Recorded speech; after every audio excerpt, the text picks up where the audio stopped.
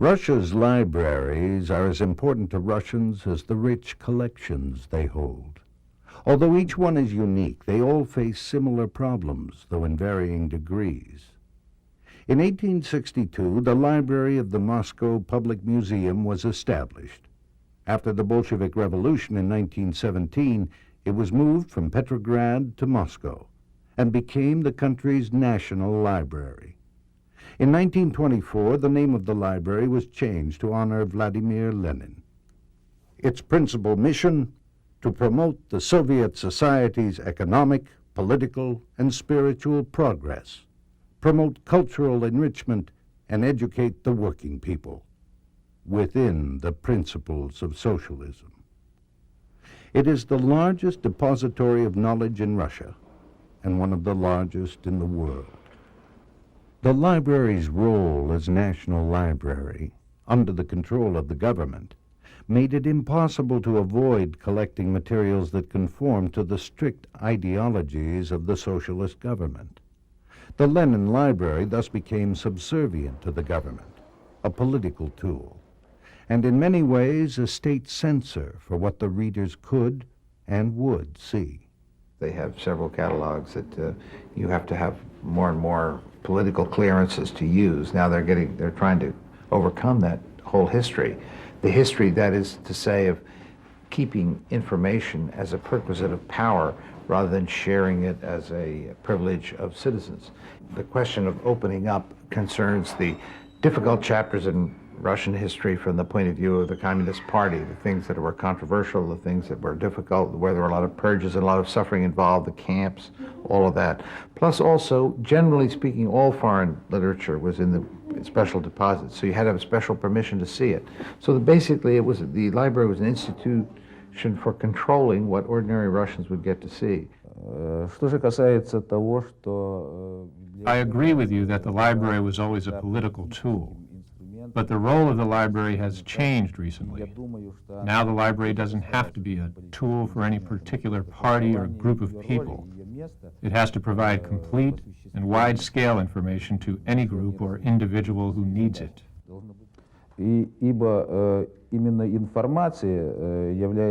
Information is the base for all the political changes that have taken place here. And the most important role for the library, as we see it, is to provide information for the political changes and other changes on time, and provide complete information on all matters for the experts to use. That's the most important role for the library. In an effort to open up and expand the library's collections, 2 years ago the Lenin Library began collecting Samizdat, unofficial publications whose ideas are the moving voice of Russian society today. Literature, publications, and newspapers were required by law to be registered with the State Committee on Press. Samizdat publications were not. The attitude towards Samizdat has changed. Previously, the literature that was published by Samizdat was radical left-wing literature. Now the majority of such publications are registered, and they're not forbidden any longer, so they're being published officially. It is difficult to collect this literature and all of the books published because it's difficult to find the correct channels by which to find this literature. All the books published at traditional publishing houses have to be sent here, but there are no established channels to get literature from them. The Lenin Library recently provided the space necessary for a small private library of Samizdat to organize its collection. Now, for the first time, they had a source to help bring more Samizdat into the Lenin Library collections. These days, a lot of libraries, and especially the Lenin Library, and I think the authorities of the Lenin Library, finally came to the conclusion that they should learn about the literature that they tried not to know about before. Dmitri Brodsky has been involved in the independent underground press since 1978. The underground members actively sought ways to bring foreign literature, usually Western materials, into the Soviet Union. They were constantly plagued by the prospect of getting caught. ту литературу, которую, так сказать, распространяли мы, At the time, a lot of literature was forbidden, and it was completely impossible to get it. If a KGB agent or other authority found out that someone had received underground books, that person was criminally prosecuted. Уголовным преследованием. Так, за распространение, за передачу другому... If someone was discovered smuggling a book or passing books, the person was imprisoned for 5 to 8 years. 5-8 лет тюремного заключения. There were a variety of schemes to smuggle the Samizdat. Usually photographs were taken of each page of the book. The resulting film was hidden in tea bags or sugar packets and carried into the country. Как правило, пути могли быть какие угодно, но чаще, наверное, все-таки... There were a lot of ways of getting literature here. There were some privileged people, some Westerners, who were able to cross the border legally. Westerners that didn't have to go through customs. Usually because of their curiosity or liberal beliefs, they brought literature along with them. The books were starting to have an impact, particularly George Orwell's Animal Farm. На такой литературе многие наши граждане... Using the literature, like this underground version of Animal Farm, these people began to understand what kind of society they lived in and what kind of spiritual slavery they were experiencing. In 1985, the slow process of opening up began in the Soviet Union. Samizdat was becoming more apparent, but its views weren't always acceptable, and in some cases were still forbidden. Тот спектр независимых изданий, который возник, Independent publications were expressing completely different views from different groups of people on the future of society. Some of them were extreme. Their extreme views on the development of this system in society weren't pleasant for the ears of the government, and that's why some of the publications were forbidden. So after 2 decades of the existence of Samizdat, the readers of the Lenin Library are finally getting access to the literature of the world. В настоящее время мы переживаем... Right now we have this change taking place in our system, from a totalitarian government to a new democratic system. Accepting Samizdat is a start, but the complexities and challenges of transforming the Lenin Library from a political stronghold to a bastion of free thinking with total access to information are only a part of the problem. The main building is so thoroughly deteriorated, some think it may collapse. Even today, on the 3rd floor, librarians can feel the whole building shake when the subway passes by underneath. Heating and electrical problems plague the building, and a shortage of light bulbs throughout the country leaves many hallways and rooms with little light. In the humanities reading room, the largest in the library, readers often bring their own light bulbs with them when they come to study.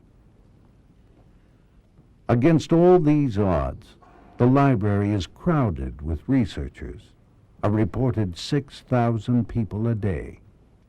Even when the collections were more limited, thousands of scholars came to the library.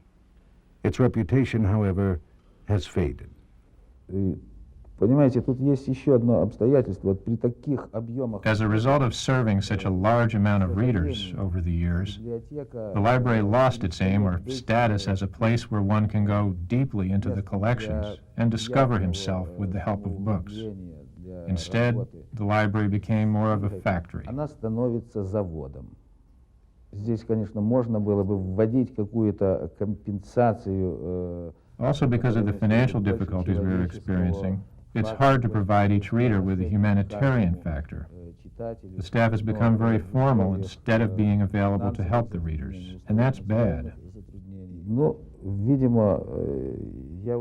I would like to create a more human attitude toward the library. Как я могу это сделать? Я хотел бы, для этого я хотел бы создать необходимые... We need to create special conditions within the library. We need to provide the library with updated equipment and improve the conditions for the readers and librarians.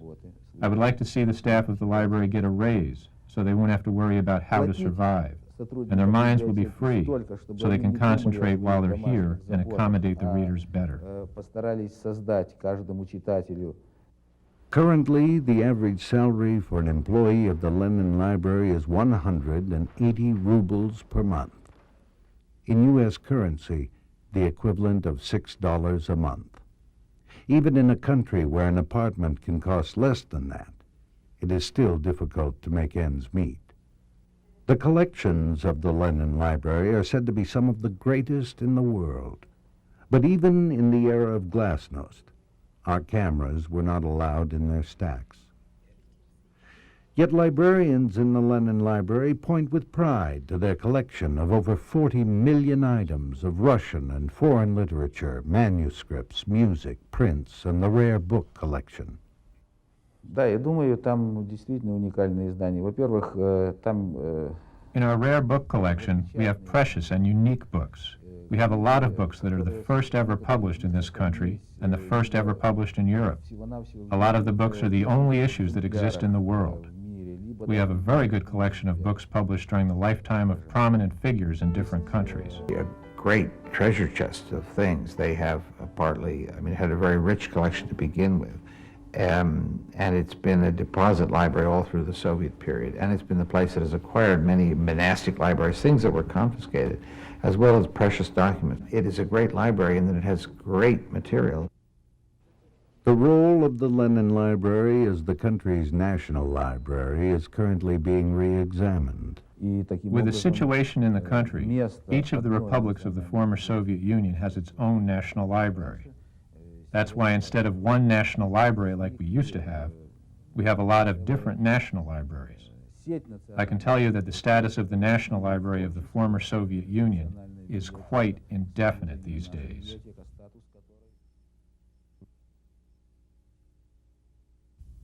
To follow up on a conference held 2 years ago in Washington, D.C., the Lenin Library recently hosted a joint conference with the Library of Congress on the role of a national library in the life of society.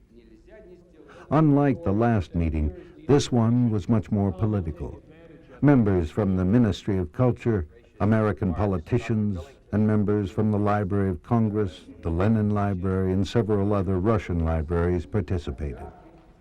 The voices from the Russian side raised the issues of the predicament their libraries are in, the lack of resources due to their lack of either rubles or hard currency. Acquisition of materials was a key concern, specifically collecting material relating American legal and political experiences. Ironically, at the time when they need this material the most, they don't have the money to acquire it. Throughout, two topics constantly arose: the difficult times that lie ahead for Russian society and libraries, and the failed coup and outlook for democracy in Russia. I believe that to be in Moscow in the autumn of 1991 is to be in one of the most important places in the world at one of the most important moments in human history. Now, you all know better than I the immense problems the people of this country face in making reform real, in building a viable economy, establishing a genuine democracy. To deal with these challenges and not to be overcome by them, the people of the Union of Sovereign Republics will surely need all the intelligence, knowledge, imagination, brain power, creativity you can muster. Surely you will need access for all this to information. And this means that essential to the progress of your country, as of mine, are libraries. As much as the Russians on the panel agreed, they continued to press their case for financial assistance. There is no money for reconstruction. They are just beginning to use computers. One Russian participant explained that when a person has to rely on bread or the book, they rely on bread. However, he said, they are interested in learning from Americans how to earn money so that they can merely exist.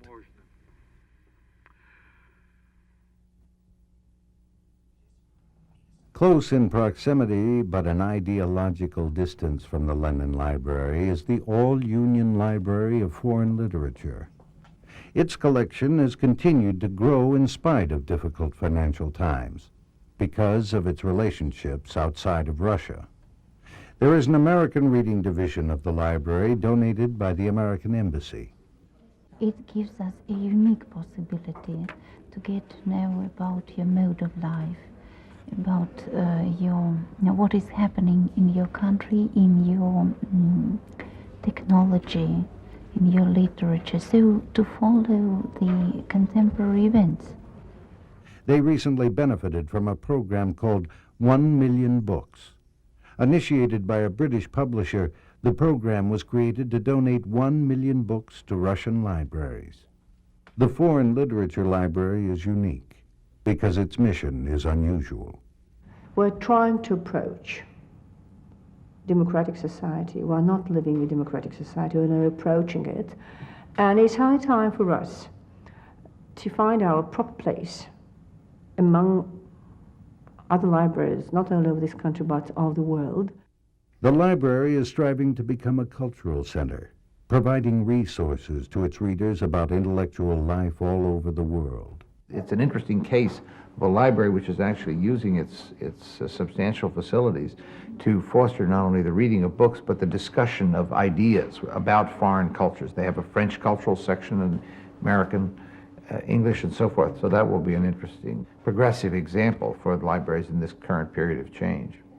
Far more progressive than other Russian libraries during the 30s and 40s, the library collected works of writers who were expelled from the Union and often harbored dissidents. The Ministry of Culture condemned the library for being too independent. After years of sending their religious literature to the United States to be published and protected, the library decided to keep the books themselves. They also created a theology collection of more than 70,000 books, a rarity for a secular library, and a challenge to the communist government. Previously, all religious works had to be kept in restricted sections of the library. The All-Union Library was the first to make their collections available to the public. A children's literature section was created so children and their parents could read together. The room was designed to meet the needs of several female employees who had no daycare for their children. This library also faces severe restraints, not as readily apparent as at the Lenin Library since it is only 1/10 of the size, but lack of space, modern technology, and money plagued this library as well. The All-Union Library is tackling its problems head-on. Currently, they receive donations of books and other materials from all over the world. Last spring, as part of a 3-city tour, Genieva visited the Library of Congress in her effort to improve and expand their relationships outside of Russia.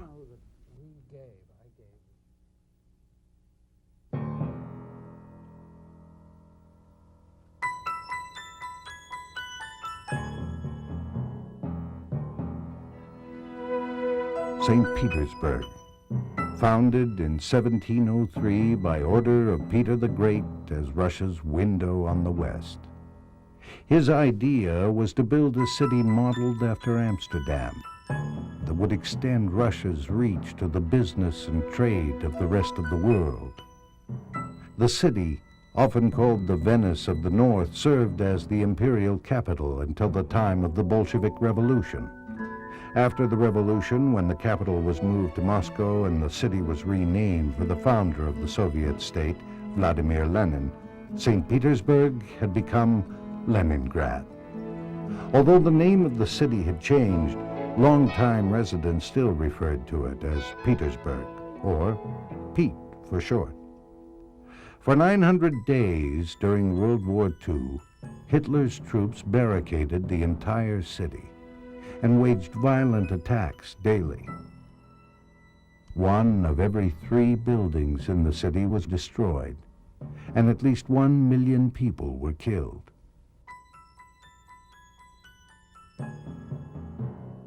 Although St. Petersburg declined in political importance after the revolution, it maintained a rich cultural heritage.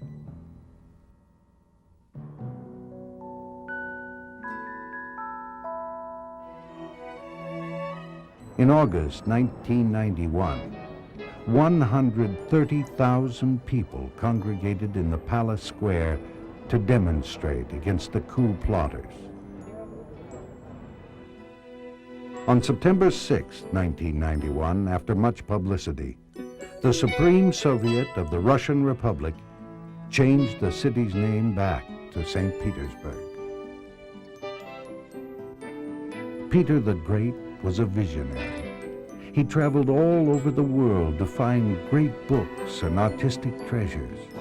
One of his dreams, to create an intellectual center for the world's top scientific thinkers.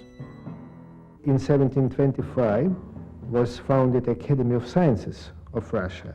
And 11 years before, he understood that to build a new academy, at first necessary to build the soul of this academy. The soul of this academy should be a library, and library of his family, his private books. Even after the revolution, the library continued to grow, garnering more space for its collections and providing more information for the members of the academy. The growth stopped during the 900-day siege of Leningrad in World War II. Under constant bombing and artillery fire, the library managed to stay open. It was a very difficult period of time in our history and history of our city, city of Leningrad. Since September 1941 and 900 days, the city was in the circle of blockade. But nevertheless, our library and Saltykov Library continued to work. And during this period of time, library was open, serve readers, and live together with population of the city, with people, with and continue to struggle with fascism. And many librarians died, and many librarians during this period of time used to occupy specific spaces within the library because not enough strength, efforts to go home, no any transportation and so on. People, many people died from starvation. As an arm of the government, the library was also controlled by the totalitarian regime. Last 70 years, it was one of the, I think one of the tragic period of our life. And you should understand that according to the political situation, library became a servant of government and people who decided for us what should be done and what kind of thinking in which direction should be made for 5 or 10 or 15 years. Academy struggled for their independence, for its independence, and this struggle has some tragic pages. The library suffered another tragedy in 1988. An open fire was discovered on the 3rd floor of the building. There was no alarm system. The fire spread quickly through the building. As firefighters worked to put out the blaze, another fire broke out. 25 fire hoses pumped water into the building for 19 hours. There was no sprinkler system. The repositories were jammed with piles of wet ash and burned books. Most of the glass windows were broken. The fire destroyed 400,000 volumes, and the water from the hoses damaged another 3.6 million items. The first lesson for us, it was time to understand that impossible to organize some recovery efforts personally or with a small group of people. The idea was to organize a staff of professionals. It was idea to combine these efforts of foreign help and to prepare a long-way program for restoration of books. We simply stepped in, I guess partly because I'd worked there and I knew it, but also because there's a tradition that in the library world, as in other non-profit institutions, when somebody suffers, everyone tries to help. Several conservation programs were put into effect. A new storage system was designed to preserve the damaged books. Today, however, these books are kept in paper bags until they can be placed in the microclimate containers. So far, approximately 3,000 books out of a total of 100,000 have been stored. Unfortunately, there is a great cost, and it is estimated that the library will only be able to afford to pay to have 11,000 stored. As part of a joint venture, a fire extinguishing system was put in place. An automated alarm system shows which room the fire is in, and then after 2 minutes emits CO2. A microbiology lab was created to expedite the recovery program. 2 systems were developed for the damaged materials: a drying system using blankets filled with sawdust, and a disinfection room to remove growths of mold from the wet books. Technicians worked meticulously to save the leather bindings of old books as well as restoring fine prints. One section of the library that wasn't damaged was the rare book collection. Most of the books in this collection come from the personal library of Peter the Great, and it includes one of his original passports.